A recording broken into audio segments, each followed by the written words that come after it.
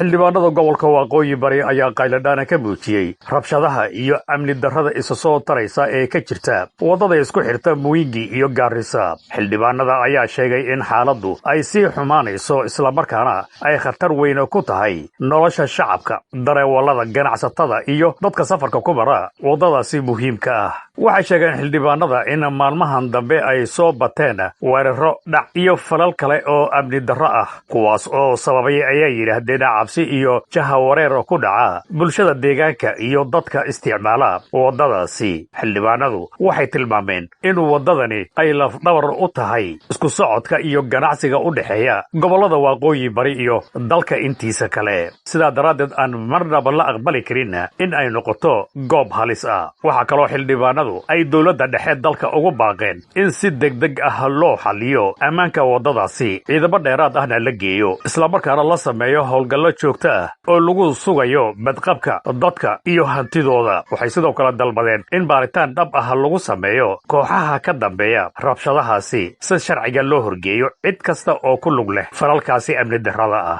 Skirmishes along the boundaries of the neighboring counties of Kitui, Garisa and Tana River, which have tragically resulted in the loss of innocent lives, injuries to civilians, and extensive destruction of property.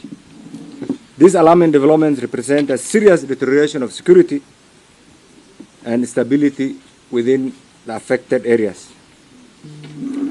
Two, these deeply disturbing incidents constitute a grave affront to peace, human dignity, and the rule of law.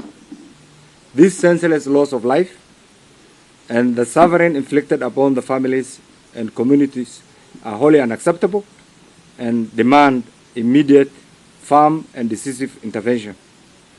The parliamentary group extends its heartfelt condolences to the bereaved families from all communities and stand in unwavering solidarity with all the affected groups or communities. Three, we unequivocally and in the strongest possible terms condemn these acts of violence, particularly those fueled by ethnic hostility, incitement, and lawlessness. Such actions strike at the very foundation of peaceful coexistence that communities in this region have for a very long time endeavored to build and sustain. It must be categorically stated that violence can never, under whatever circumstance, constitute a legitimate means of resolving disputes. Any attempt to foment division, fear, and instability must be firmly rejected and decisively addressed by the law enforcement agencies. Three, we call upon all communities within the affected areas to exercise the highest degree of restraint, desist from any retaliatory actions, and embrace dialogue and lawful mechanism to conflict resolutions. The preservation of peace, unity, and social harmony remains a collective and non-negotiable responsibility.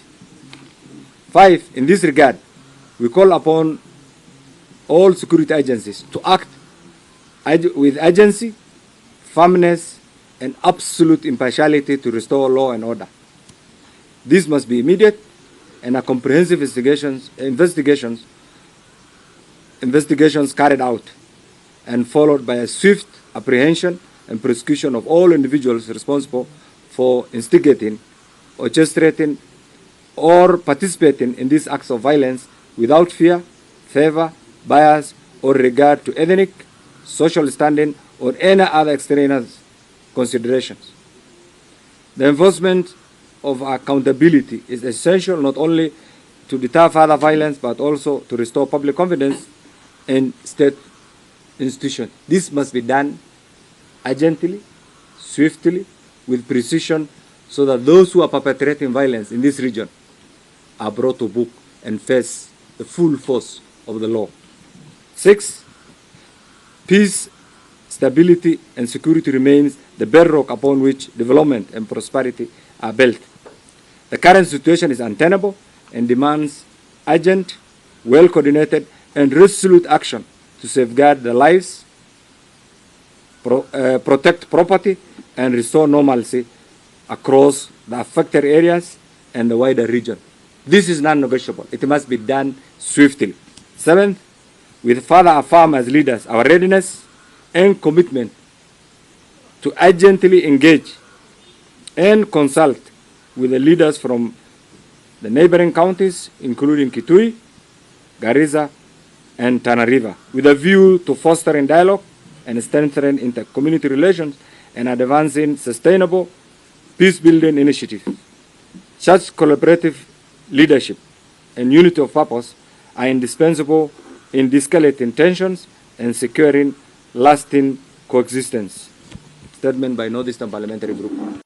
si kastaba ha ahaatee shacabka iyo ganacsatada ku tiirsan wadadana ayaa muujiyey walaac ku saabsan saamaynta ay amni darradu ku yeelan karto noloshooda. xaaladda amni darro ee wadada Mwingi iyo Garisa waxay u baahan tahay tallaabo degdeg ah oo wax ku ool ah. dowladda iyo hay'adaha amniga waxaa saaran mas'uuliyadda inay xaqiijiyaan amniga shacabka iyo furfurnaanta wadadan muhiimka ah.